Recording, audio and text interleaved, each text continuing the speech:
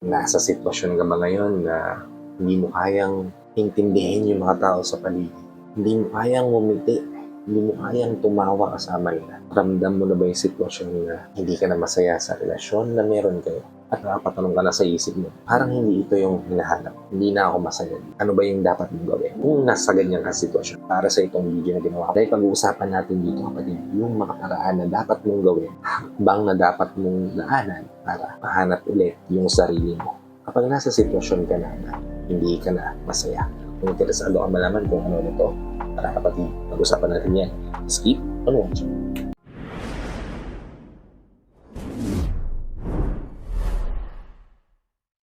Hi, I'm Gary Opimo at gumagawa ko ng mga videos na katulad nito para matulungan ka na maging best version ng sarili mo at may bigay mo yung best self mo syempre sa taong mahal mo. Kaya kung bago ka pa lang dito sa channel ko, please consider liking this video.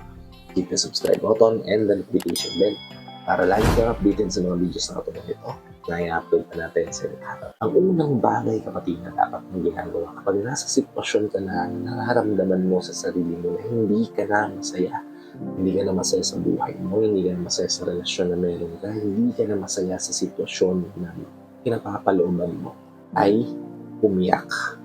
Iiyak mo yan, ilabas mo yan, lunurin mo yung sarili mo sa lupa.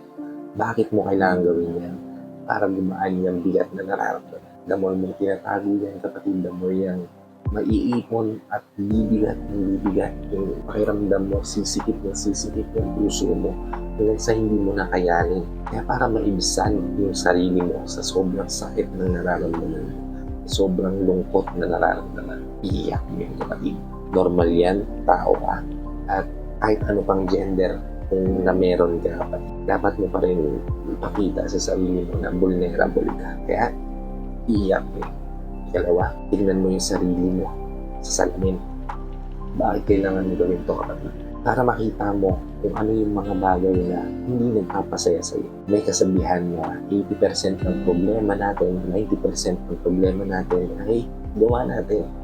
Minsan hindi lang natin kayang i-admit, kayang tanggapin. Kaya siguro hindi tayo nagiging masaya dahil may mga bagay tayong ginagawa na nagiging dahilan para mapagod tayo, na-exhaust tayo, mapuno tayo, maubos tayo. Diba? Kailangan mong i-let go. Para makita mo yun, tingnan mo yung reflection mo sa salamin. At ang ikatlo, improve. Sa pinaka-best feel sa lahat is yung makita yung sarili mo na nagpo-progress. At hindi mo magagawa yun kung yung tinitingnan mo ay someday. Diba? What if yung one day natin ay gawin natin day one? Diba? One day, magiging masaya na rin ako. Day 1, simulan mo na ngayon. Diba? Hanapin mo yung bagay na makakatulong sa sarili mo na ma-improve ka.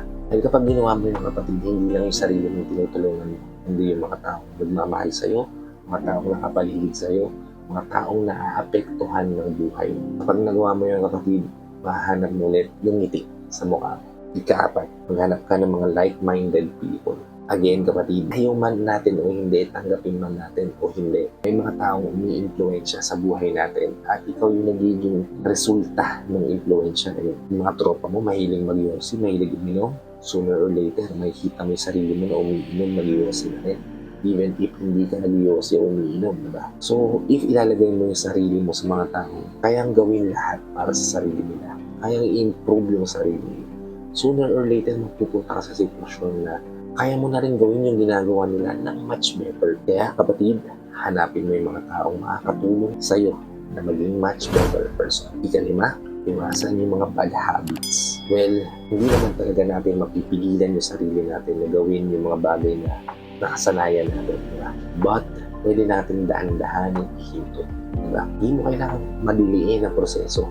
Lahat yan dadaan sa dahan-dahan hanggang sa mawawala na lang sa ritmo. Yun ang tama mong gawin at dapat mong gawin para mapangiti ulit yung sarili mo. Masabi sa sarili mo na kaya ko maging masaya. O ika-anim, hanapin mo yung purpose mo dito sa mundo. Well, sa totoo lang, kahit ako hindi ko pa nakikita yung purpose ko. And baka ito na, baka isa na to sa mga purpose in life ko. na sabihan mo, may matutunan kayo sa akin. At gusto ko, kapatid, na hanapin mo rin yung sa'yo. Malay mo, isa ka pala sa mga taong magpapabago ng mundo. Hindi mo lang nakikita yun. Dahil nakalugmok ka ngayon sa sitwasyon na nahihirapan kang lumaban. Again, hanapin mo yung purpose mo at doon mo makikita yung true happiness mo. Ikapito, gawin mo lang yung best mo every single day. May motto ako sa sarili ko, 1% every single day, and sooner or later ma-achieve ko ang lahat ng gusto ko sa buhay. Gawin mo yan, kapatid. 1% lang sa isang araw. Gawin mo better yung sarili mo 1% every single day na nabubuhay ka dito. Sooner or later, after 365 days, 365 times kang better than your previous self. Kaya again, kapatid, do your best every single day. At makikita mo na unti-unti nang tumatawa at umingiti yung sarili mo na garantisado makaka-apekto sa mga tao nagmamahal sa'yo. I hope nabigyan ko kayo ng insight ideas dito sa tips na binigay ko ngayon.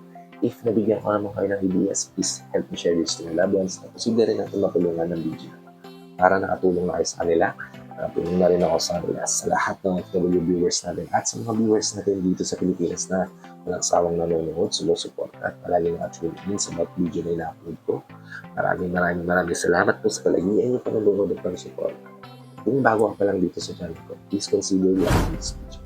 Hit the subscribe button and the notification bell para lagi kang updated sa mga videos na upload ko. Ay upload pa natin sa ilahat. So, hanggang dito na lang mga kapatid. Maraming salamat ulit sa panonood. I hope to see you all on the next vlog. Ingat ka dyan palagi, kapatid. God bless you and always protect you. Peace. Whenever your heart is broken